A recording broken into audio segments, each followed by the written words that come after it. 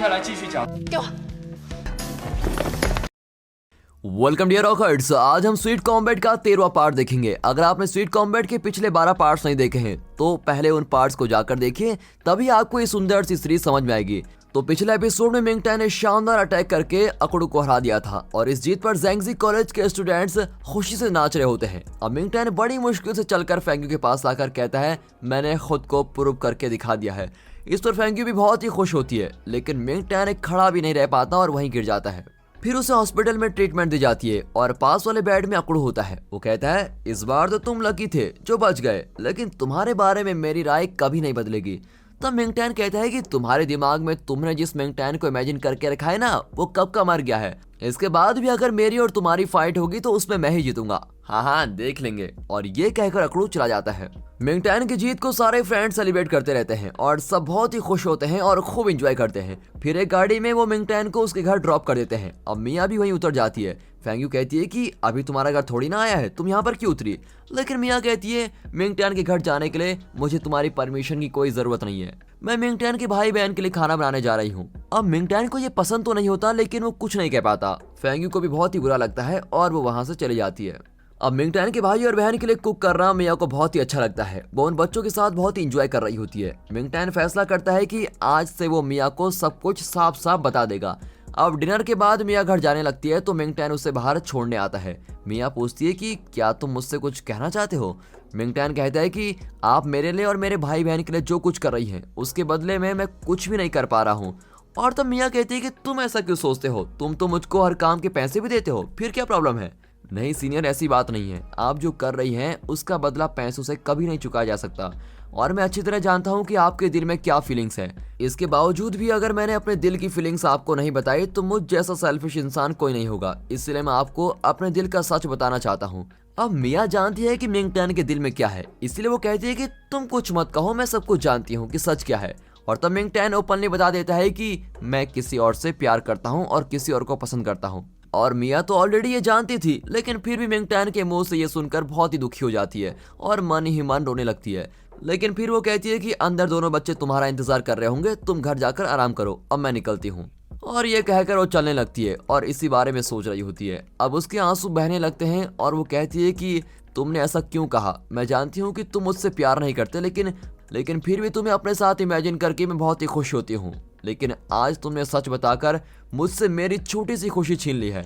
और इस तरह वो रोती भी चल रही होती है। उसके दिल पर क्या बीत रही होगी ये सोचकर तो हमारा भी दिल भारी हो जाता है। अब ऐन वक्त पर ये बयूनो मैसेज करता है कि किसी भी हालत में आज तुम मिंग टैन को प्रपोज कर ही देना। लो, ये आ गया जले पे नमक छिड़कने। ऐसा सोचकर मिया गुस्से में चली जाती है।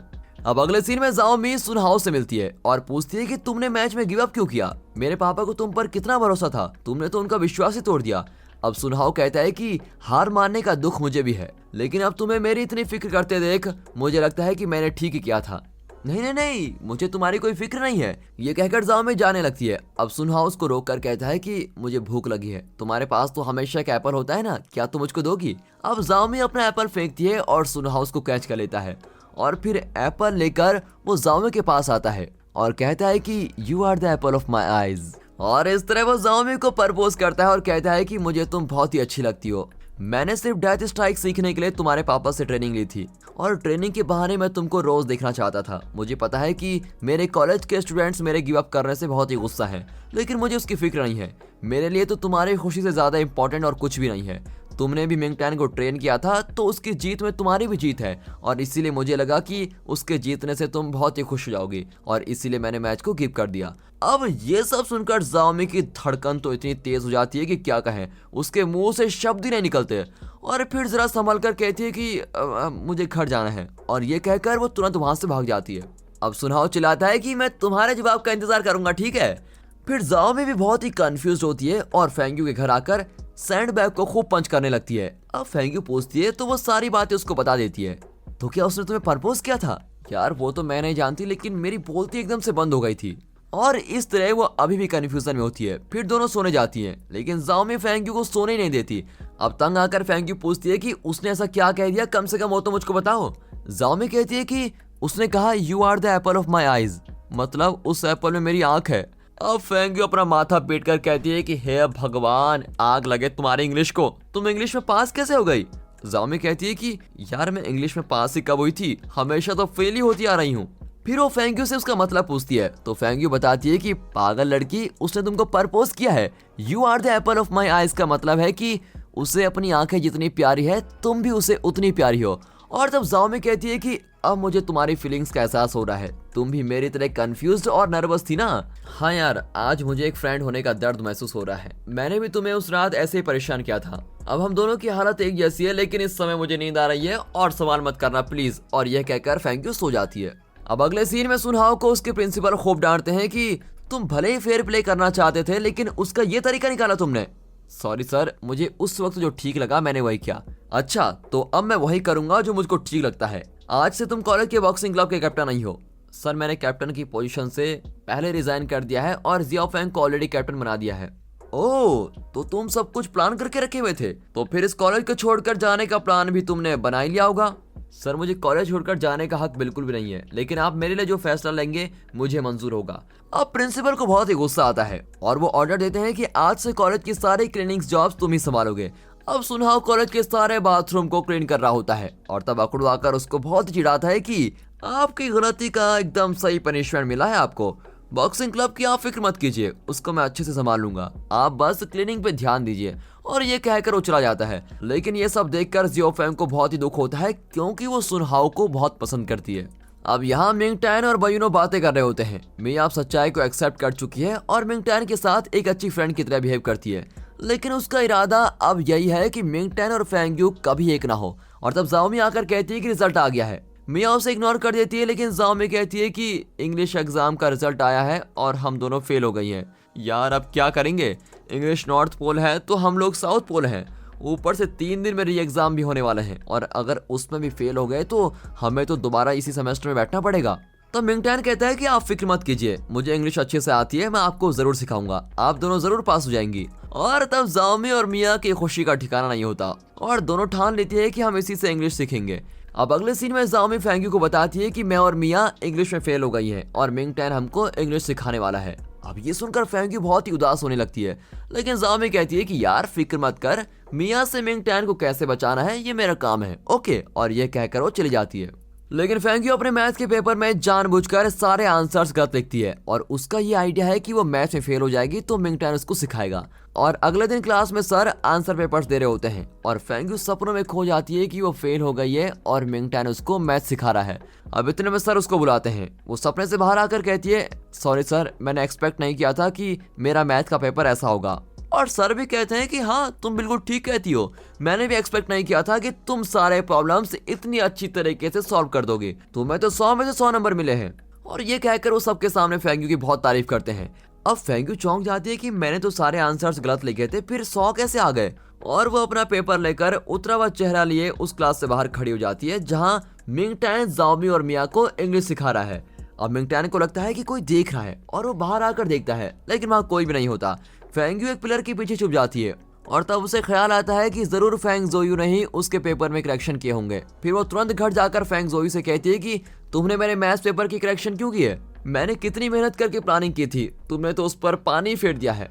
हाँ दीदी, तुम्हारे डेस्क पर पेपर पड़ा हुआ था और मैंने उसको यूं ही देखा तो सारे आंसर गलत थे, इसलिए मैंने सारे करेक्शन कर दिए।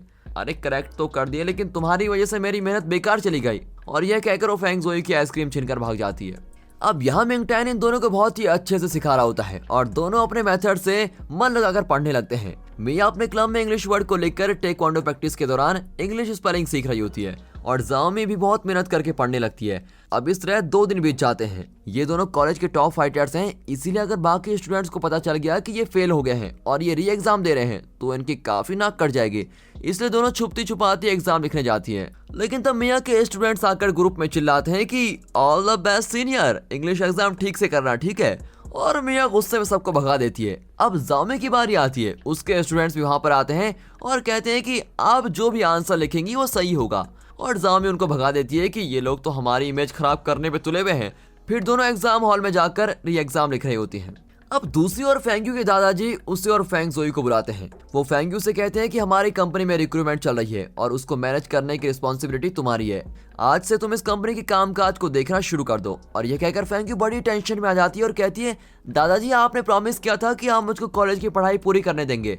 हाँ बेटी, प्रॉमिस तो किया था, लेकिन पढ़ाई से कंपनी ज्यादा इंपॉर्टेंट है और हम पैसे वाले जरूर हैं, लेकिन पैसों के साथ बहुत सारी रिस्पॉन्सिबिलिटीज भी होती हैं।